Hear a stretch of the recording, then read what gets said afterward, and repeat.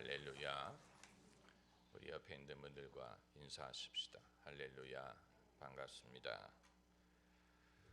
오늘 주신 하나님의 말씀은 출애굽기 20장 22절에서 26절까지 말씀입니다.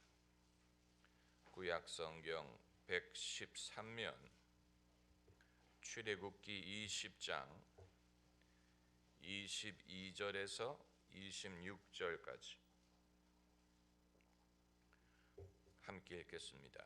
여호와께서 모세에게 이르시되 너는 이스라엘 자손에게 이같이 이르라.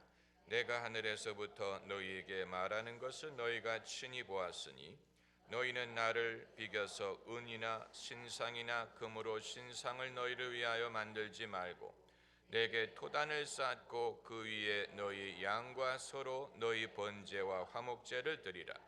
내가 무릇 내 이름을 기념하게 하는 곳에서 내게 강림하여 복을 주리라. 내가 내게 돌로 단을 쌓거든 다듬은 돌로 쌓지 말라. 내가 정으로 그것을 쪼면 부정하게 함이니라. 너는 층계로 내 단에 오르지 말라. 내 하체가 그 위에서 드러날까 함이니라. 아멘. 하나님의 영광을 나타낸 사람 시리즈, 오늘은 하나님 영광을 보지 못하게 할 만한 것들이란 제목으로 이 말씀을 나누고자 합니다. 오늘 말씀, 특별히 마지막 구절은 좀 이상한 구절이고 많은 사람들이 대충 무슨 뜻인지를 눈치는 채지만 불편하게 생각하고 하나님이 왜 이런 요구를 하실까 생각합니다. 이 구절을 문자 그대로 적용을 해서 어떤 보수적인 교회에서는 여자 성도들이 치마를 입고 강단 위에 올라가는 것을 금지하는 교회도 있습니다. 하나님이 도대체 왜 이런 명을 내리신 것인지, 아니면 하나님에 대한 상식적인 예절을 사람들이 대필한 것인지 여러 가지 생각이 우리 마음을 지나갈 수 있습니다. 하나님은 원래 에덴 동산에서 아담과 하와가 벌거벗고 있는 것을 개의치 않으셨던 분이에요. 그들은 선악과를 먹기 전까지는 자기가 벌거벗었다는 사실을 깨닫지도 못했고 그것을 부끄러워하지도 않았습니다. 하나님은 그들이 벗고 있는 것에 대하여 아무 말도 하지 않으셨습니다. 그러나 그들이 선악과를 먹은 후에 지레 자신의 모습을 부끄럽게 여기고 창피하게 생각하고 자기 스스로 잎사귀로 옷을 만들어서 자기를 가리고, 그리고 하나님이 지나가시는 소리를 들을 때 두려워서 나무 뒤에 숨었다고 했습니다. 이것은 인간의 발달 과정에 있어서 아주 중요한 심리적인 변화를 상징적으로 보여준다고 봅니다. 인간이 되는 과정에, 적어도 우리가 아는 인간이 되는 과정에 자기 스스로를 의식하는 전환점이 있었다는 것을 보여줍니다. 마치 아이가 사춘기가 되면 어떻습니까? 사춘기가 되면 자기를 의식하고 내가 누구냐, 나는 무엇을 해야 되느냐, 자기의 고집, 자기의 의지, 자기의 감정, 자신의 프라이버시를 중요하게 생각하고 누가 자기 사진을 찍는 것을 싫어하고 사진을 인터넷에 올리는 것을 극구 싫어하는 것처럼 인간이 에덴 동산의 순수한 상태로 있었을 때는 아직 자기 자신을 의식하지 못했다가 선악과를 먹은 결과로서 사춘기를 맞이한 것과 같다고 생각할 수 있습니다. 그렇다면 인간이 선악과를 먹은 것이 분명 나쁜 일이지만 그것 때문에 재앙이 찾아왔죠. 그러나 인간이 되기 위해서는 불가피한 과정이었을 수도 있겠다고 생각할 수 있는 것입니다. 아무튼 하나님은 당신이 손수 흙을 빚어서 인간을 만드셨기 때문에 인간의 안과 밖을 다 알고 계십니다. 그러므로 사람이 자신의 부끄러운 부분을 드러낸다고 해서 하나님이 불쾌히 여기실 분이 아니에요. 다윗이 하나님 앞에 기쁨으로 춤을 추었을 때 겉옷을 벗고 추었다고 했는데, 그 안에 미갈은 다윗이 계집종 앞에서 체면 없이 행했다고 비판했지만 하나님은 다윗의 행위를 예배로 여기시고 그것을 기뻐하셨습니다. 믿음의 행위로 받으셨습니다. 그렇다면 오늘 본문 말씀에 하나님이 모세에게 너희가 흙으로 토단을 만들 때 층계로 내 단에 오르지 말라, 내 하체가 그 위에서 드러날까 함이니라. 왜 이런 요구를 하셨느냐? 하나님의 의도를 함부로 짐작하는 것은 위험한 일이지만 만일 아무도 보지 않는 광야에서 나 혼자 있을 때 층계로 단을 오른다면 하나님이 개의치 않으셨을지도 모릅니다. 그러나 많은 사람들이 지켜보는 가운데에서 그렇게 하는 것은 적절하지 않다라고 금지하셨어요. 왜 그러느냐? 사람들이 저마다 자기 머릿속에서 이런 생각 저런 생각 또 별의별 생각을 할 수 있는 상황에서 하나님은 당신의 거룩한 제단이 사람들의 하찮고 추하고 엽기적인 생각과 일치돼서 거룩한 것을 사람들이 거룩하지 못하게 여기는 것을 원치 않으셨기 때문, 이것은 사람들이 그것을 어떻게 받아들이느냐 하는 것에 관계가 있습니다. 신약 성경에도 비슷한 사례가 있습니다. 바울이 고린도 교회에 편지할 때 우상에게 바쳤던 제물을 그리스도인이 먹는 문제에 대해서 우상에게 바쳤다고 거기에 이빨 자국이 있는 건 아니에요. 우상이 그걸 먹는 게 아니에요. 이방인들이 우상 앞에 고기를 바쳤다가 그걸 시장에 도로 팔아서 사람들이 그 고기를 사서 먹게 되는 것입니다. 그러니까 기독교인의 입장에서는 저 고기는 우상에게 바쳤던 고기인데 그걸 그리스도인이 먹는 것을 볼 때 그런 것에 대해서 개의치 않는 담대한 양심이 자유한 기독교인도 있지만 저건 부정한 음식인데 우상에게 제물로 바쳤던 것을 저 사람이 먹네라고 시험에 드는 사람이 있을 수가 있다고 말했어요. 그러니까 사람들 중에는 우상은 없다, 그들에게 바친 고기라고 먹지 못할 이유가 없다, 양심이 자유한 담대한 거예요. 매인 것이 없어요.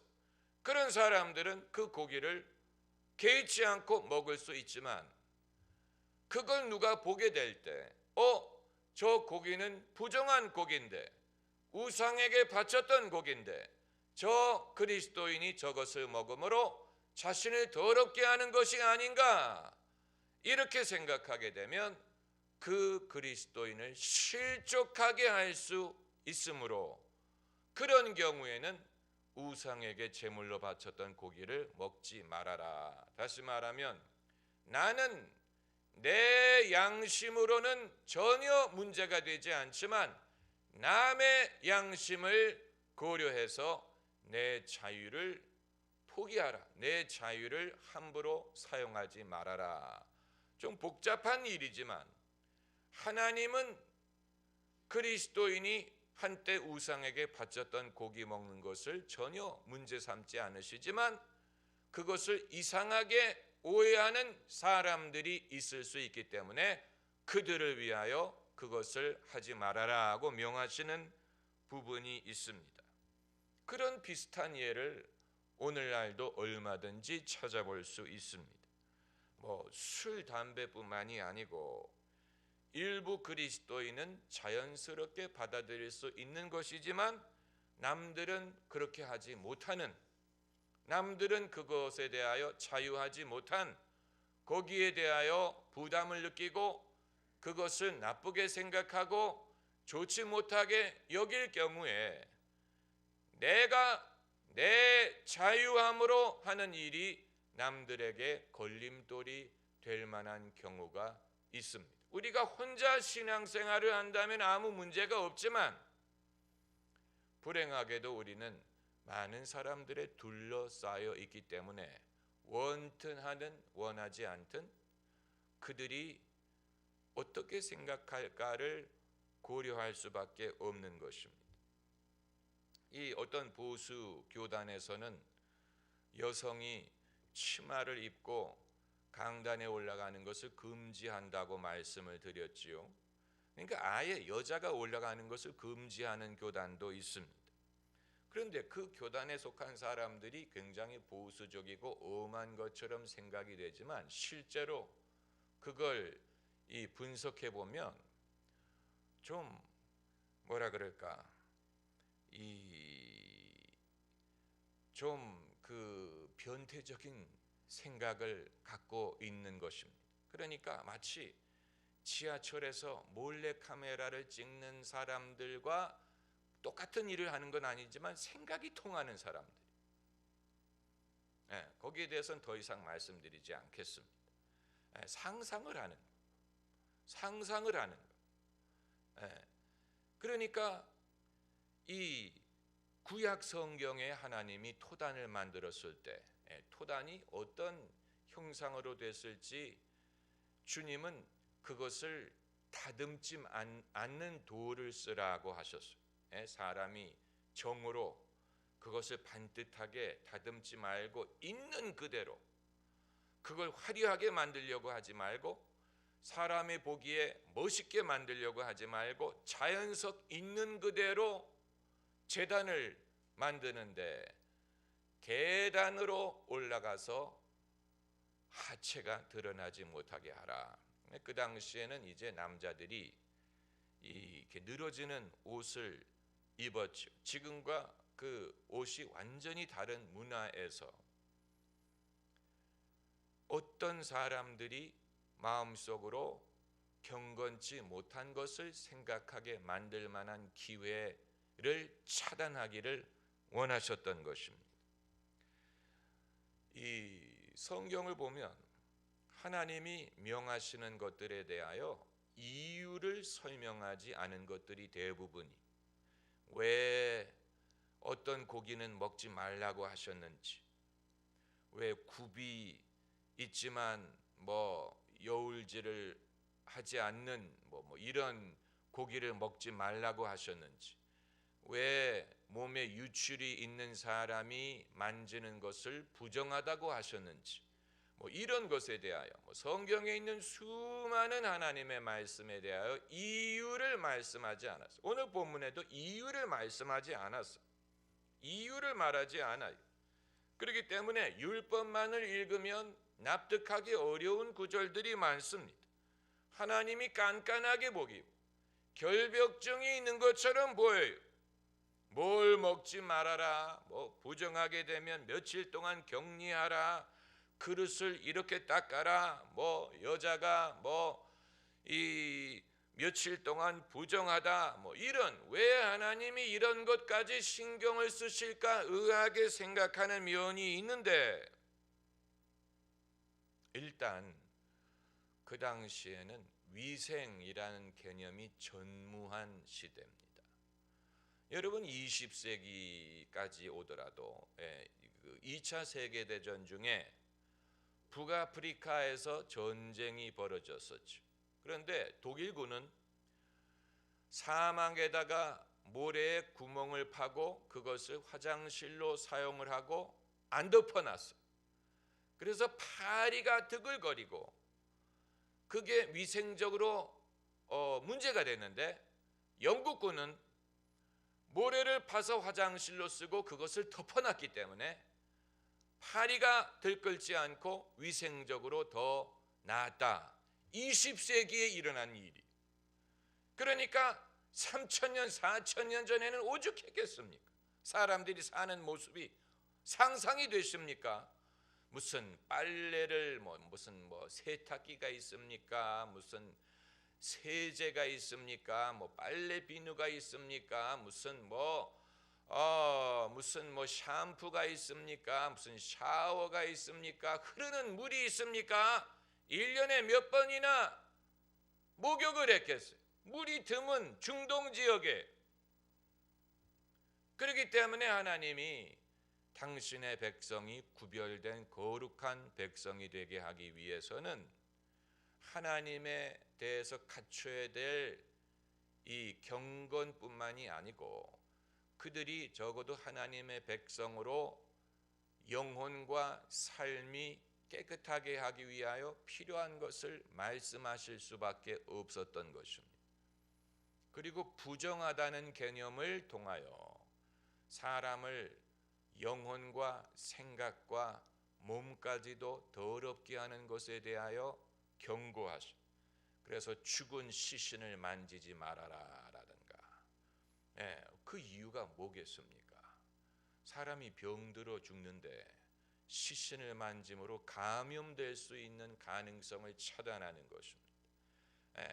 그리고 부정한 고기라든가 부정한 음식이라든가 이런 것에 대하여, 그리고 사실 사람을 더럽게 하는 것은 밖에서 들어가는 것이 아니고 속에서 나오는 것입니다. 사람의 생각 속에 더러운 것이 다 있습니다. 그것이 음란이든 무슨 살인이든 이런 것이 다 속에 있는 것이, 그게 사람을 더럽게 하는 것인데, 원래 인간은 편벽되고 오해를 잘하고 인간의 부끄러운 면에 대하여 거의 변태 수준으로 집착하는 존재입니다. 그게 여러분 이해가 안 되시면 모든 언어가 욕설로 사용하는 단어를 살펴보면 됩니다. 어느 언어든, 영어든 프랑스어든 한국어든 욕설로 사용하는 단어는 전부 다 성에 대한 것이라든가 인체 구조에 대한 것이라든가 생리현상에 대한, 그게 전부 다 욕설로 써. 여러분이 외국어를 배우실 때 제일 먼저 배우는 것들이 욕설인데 보면 하나같이 인간의 생리현상에 대한, 이상하지 않습니까? 왜 그런 것을 욕설로 쓸까? 그건 뭘 보여주느냐? 이 미친 녀석들이 항상 그런 생각을 하고 있다는 얘기. 늘 생각이 그런 쪽으로 돌고 있다는 얘기. 사람의 그 부끄러운 현상이라든가 이런 것에 대해서 늘 생각하고 있어요. 그렇기 때문에 하나님이 당신의 거룩한 것을 사람들에게 보여주시기 원하는데, 당신의 거룩함이 인간이 스스로 추하다고 생각하는 것과 겹치는 것을 원하지 않는다는 얘기. 이건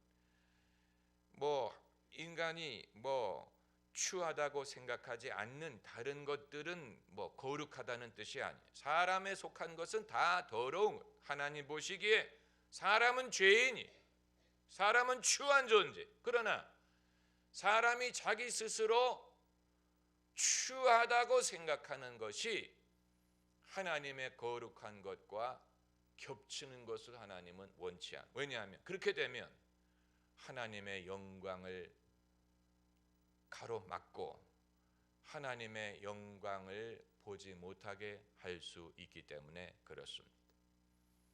찬송가 가사 거룩 거룩 거룩 주의 빛난 영광 모든 죄인 눈 어두워 보지 못하네. 하나님의 영광이 온 세상에 가득하지만 사람들이 그걸 보지 못하는 이유는 눈이 어둡기 때문이에요.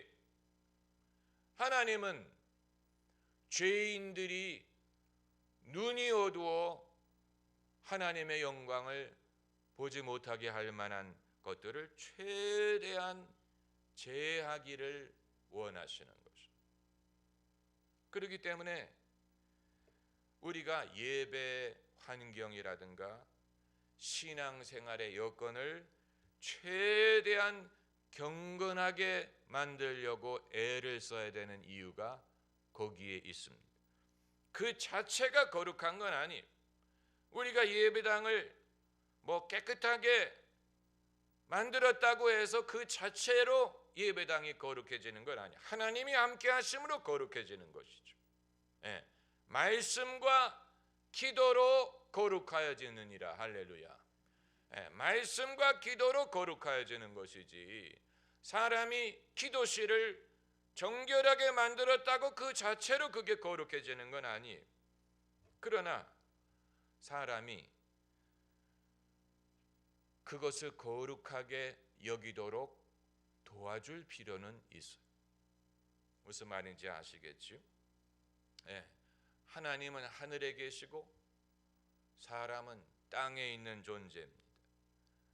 땅에 있는 사람이 하나님을 조금이라도 이해하고 경험할 수 있다면 그 자체만으로 귀중한 것이고 소중한 것이고 필요한 것이고, 그것을 경험하게 하기 위하여 우리가 최대한 노력을 할 필요가 있는 것입니다.